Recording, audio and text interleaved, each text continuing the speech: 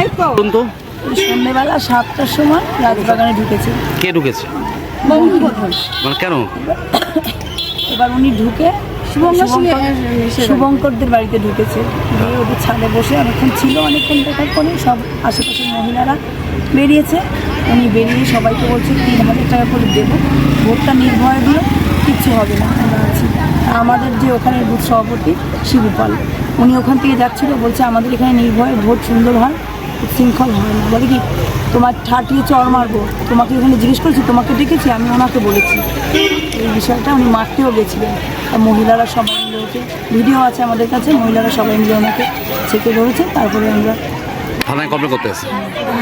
মানে উনি কি একা ছিলেন? না না না না, ওনার সাথে ছিলেন, ওনার সাথে সবাই, ওনার সাথে আরও ওনার টিমের যারা, আর আমাদের রাজবাগানের যে আছে শুভঙ্কর কি জানো, এই ওর নাম কি, শুভঙ্কর বিশ্বাস, ওর বউ।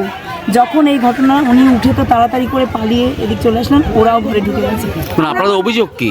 আমার না বলছি টাকা নেবো কিসের জন্য, বলছি টাকাটা নিয়ে আমরা 3,000 টাকা নেবো না তো, ওরকমভাবে তো ভোট, আমরা এত কষ্ট করলাম, আমরা 3,000 টাকা নিয়ে ভোট দেবো কোন দুঃখে? আমরা 3,000 টাকা ওনার থেকে ভোট নেবো, ওনার পারমিশন আমরা ভোট দেবো নাকি? আমরা খাচ্ছি এতদিন দলের হয়ে, তৃণমূলের ধরে আমরা এত খাচ্ছি।